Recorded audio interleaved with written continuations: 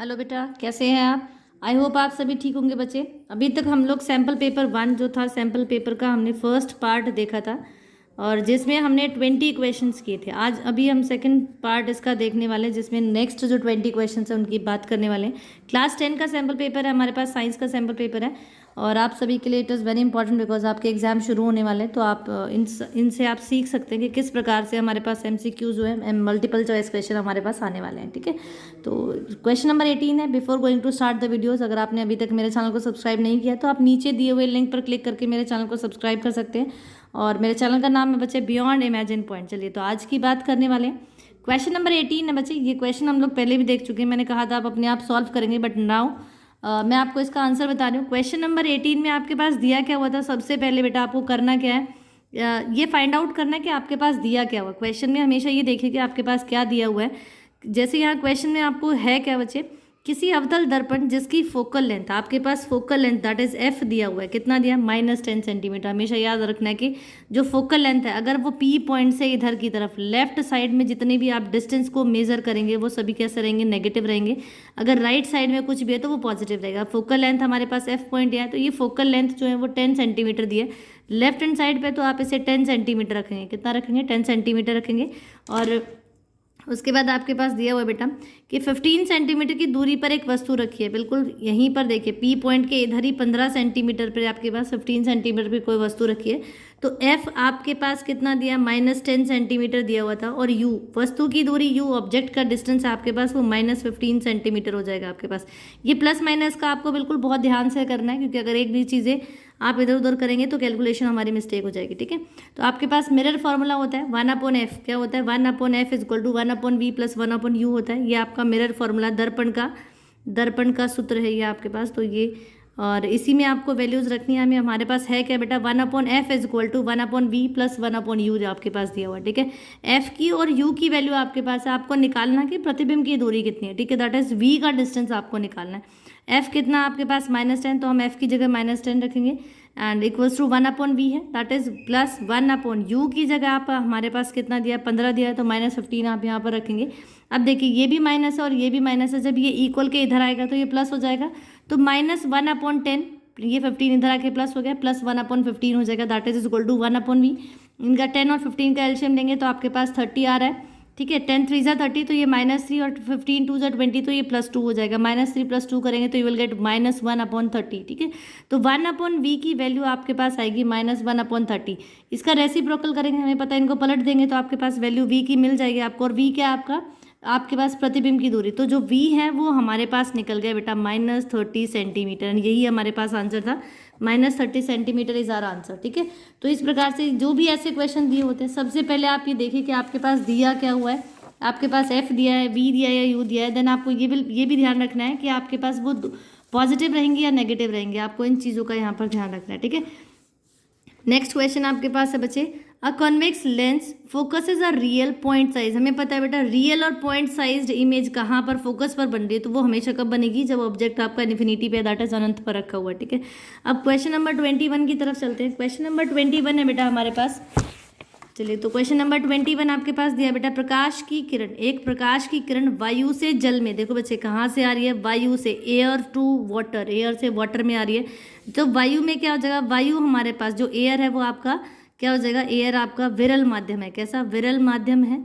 ठीक है, और यहाँ पर जल आपके पास, वाटर जो है, वाटर आपके पास क्या दिया है? वो आपका सघन माध्यम है। कैसा माध्यम है? सघन माध्यम है। तो विरल से, जब आपके पास विरल से कोई चीज़ सघन में आ रही है तो क्या होगा? इंसिडेंट एंगल क्या रहेगा बच्चे? आपका इंसिडेंट एंगल जो है वो ग्रेटर देन रिफ्रेक्टेड एंगल हो जाएगा। ठीक है, तो I is greater than R आपके पास हो जाएगा। ठीक है, नेक्स्ट क्वेश्चन है, क्वेश्चन नंबर 20 है बच्चे, किसी समतल दर्पण द्वारा बनाया गया प्रतिबिंब हमेशा होता है। आपको ये बताना है कि जो समतल दर्पण है, दैट इज जो प्लेन मिरर है, वो हमेशा कैसी इमेज बनाता है। आपको ये बताना है कैसा प्रतिबिंब बनेगा।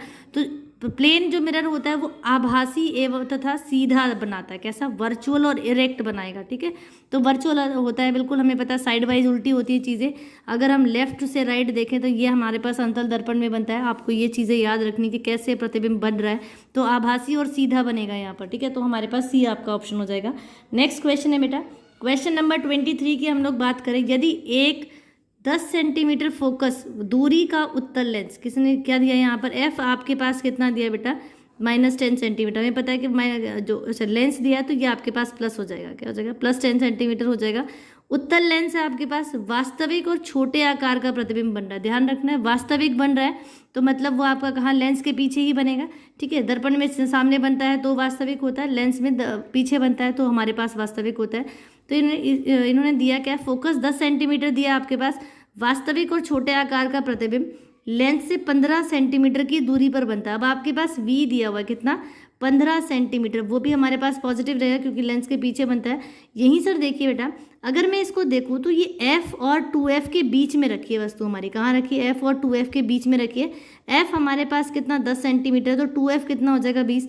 जब F और 2F के बीच में आपकी वस्तु रखी होती है तो हमें पता है कि प्रतिबिंब 2F से परे बनता है, कितने, किससे, 2F से परे बनता है। और 2F की वैल्यू कितनी होती है, twice of F, that is 10 का डबल करेंगे 20 होगी, तो 20 से परे, तो यहाँ पर C आपके पास ऑप्शन हो जाएगा, 20 से परे मतलब 20 से पीछे ही बनेगा, 2F से परे ही बनेगी वो, ठीक है। तो आपको बिना कैलकुलेशन की भी आप इस तरीके से निकाल सकते हैं अपने क्वेश्चंस को, ठीक है। तो क्वेश्चन नंबर 23 आपके पास था बेटा, a convex lens of focal length 10 centimetre forms a real inverted end of a small size 15 centimetre from the lens, lens से 15 सेंटीमीटर पीछे वो रखी हुई है, बनी है आपकी प्रतिबिंब, तो आप जो इमेज बनी है तो आपके पास ये C से बियॉन्ड C हो जाएगा, दैट इज बियॉन्ड 20 सेंटीमीटर आपके पास ऑप्शन हो जाएगा।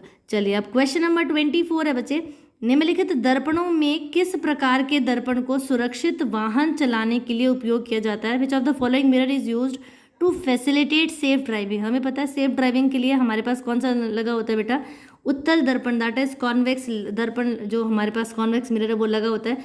जितनी भी कारें होती है, मैं छोटी सी कार यहाँ पर बना रही हूँ, और जितनी भी कारें होती हैं उनके साइड में एक मिरर लगा होता है, उसी मिरर की यहाँ पर बात हो रही है। तो ये कैसा लगा होता है बेटे, ये हमारे पास कॉन्वेक्स, कैसा लगा होता है, कॉन्वेक्स मिरर लगा होता है, कॉन्वेक्स मिरर मतलब उत्तल दर्पण लगा होता है, ठीक है।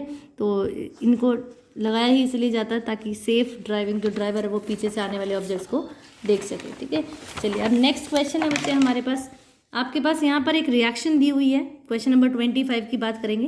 आपके पास एक क्या दिया, रिएक्शन दी है, C6H12, हमें पता है ये ग्लूकोज का फॉर्मूला होता है, C6H12O6 + 6CO2 गिव्स X, यहाँ पर XCO2 + YH2O दिया हुआ है। आपको ये X और Y पहचानने के ये हैं क्या, हमें पता है कि जब ये रिएक्शन होती है, ये आपके पास ग्लूकोज रेस्पिरेशन की रिएक्शन दी हुई है, अंडर द रेस्पिरेशन जब हमारी बॉडी में होता है तो फूड का ब्रेकडाउन होता है, ग्लूकोज ब्रेकडाउन हो जाएगा इनटू 6CO2 + 6H2O में, तो यहाँ पर X की वैल्यू भी 6 और Y की वैल्यू भी 6 हो जाएगी, तो ऑप्शन ए हमारे पास करेक्ट ऑप्शन हो जाएगा, ठीक है। चलिए अब क्वेश्चन नंबर 26 है बच्चे, जब अम्ल की कुछ मात्रा पानी में डाली जाती है, किसमें, जब अम्ल की कुछ मात्रा पानी में डाली जाती है तो इस प्रक्रिया में निम्नलिखित में से कौन से अभिक्रियाएं होंगी, आयनीकरण होगा, उदासीनीकरण होगा, तनुकरण होगा या लवण निर्माण होगा, आपको ये बताया ना। पहली बात बेटा देखो, जब आप वाटर के अंदर कोई भी एसिड डाला जाता है, मतलब पानी के अंदर जब अम्ल की मात्रा मिलाई जाती है तो पहला ऑप्शन आयनीकरण तो डेफिनेटली होगा, क्योंकि आयंस जो हैं वो स्प्लिट हो जाएंगे, तो आयनीकरण होगा। दूसरी चीज़, इस प्रक्रिया को हम कहते हैं डाइल्यूशन, क्या कहते हैं बेटा, डाइल्यूशन मतलब तनुकरण होगा, क्या होगा, तनुकरण होगा। और आप ये देखिए उदासीनीकरण तो हमारे पास होगा नहीं क्योंकि उसमें एसिड और बेस होता है, लवण का निर्माण भी नहीं होगा क्योंकि वो भी आपके उदासीनीकरण जो रिएक्शन होती है उसमें होता है।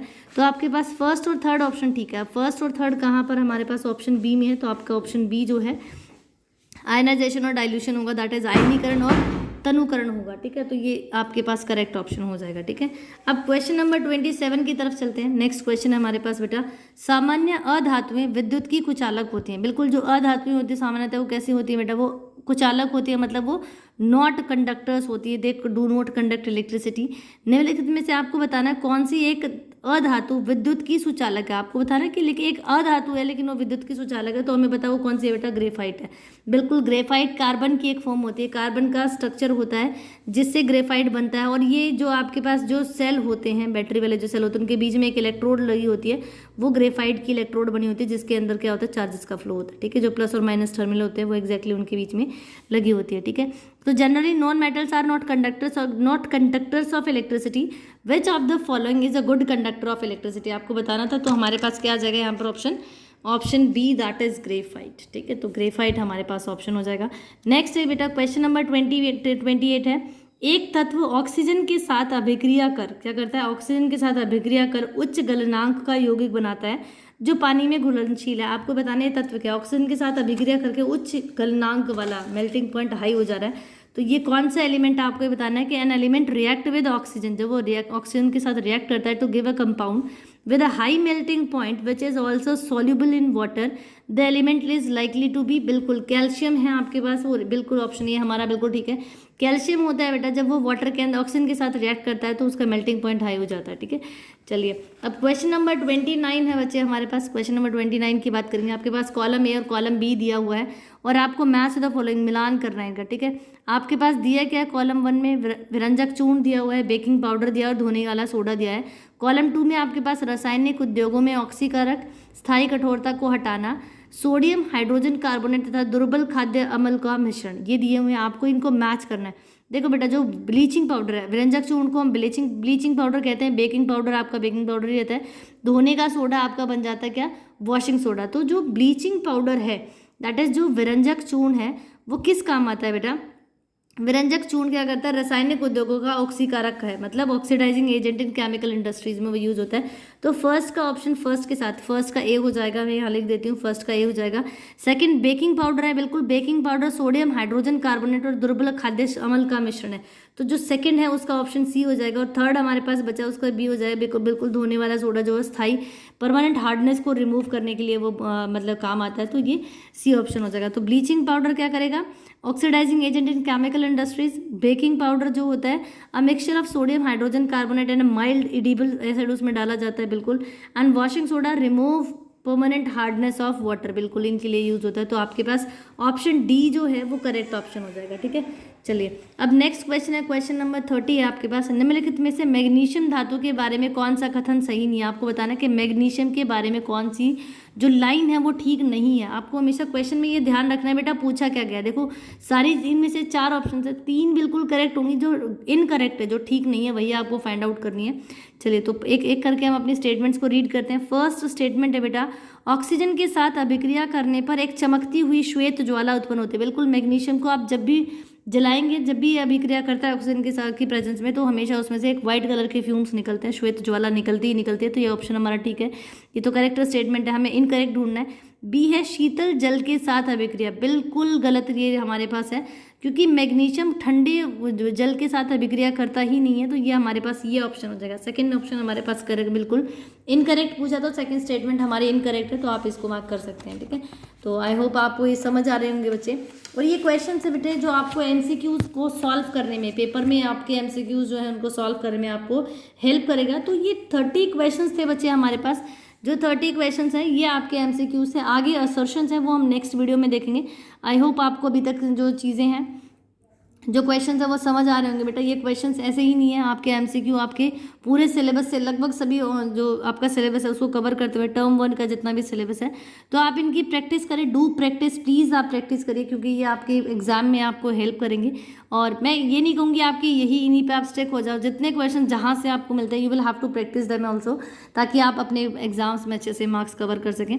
और इन क्वेश्चंस को आप करते रहिए, ठीक है। चलिए तो आज के लिए इतना ही। आई होप आपको चीज़ें अच्छी लग रही होंगी बेटा, समझ आ रहा होगा। अभी तक अगर आपने मेरे चैनल को सब्सक्राइब नहीं किया है तो please subscribe my channel, share my videos as well as like my videos. आप मेरी वीडियोस को लाइक करते हैं, शेयर करते हैं, और मेरे चैनल को अगर आप सब्सक्राइब करते हैं तो ये मुझे मोटिवेट करता है बेटा कि मैं आपको इस तरीके से और अच्छे से वीडियोज़ में आपको एक्सप्लेन करके बना सकूँ, और इंपॉर्टेंट टॉपिक्स जो आपके हैं मैं आपको ईजिली और एज सुन एज पॉसिबल मैं आपको प्रोवाइड करा सकूँ। तो चलिए subscribe my channel as well बच्चे, ठीक है। Thank you.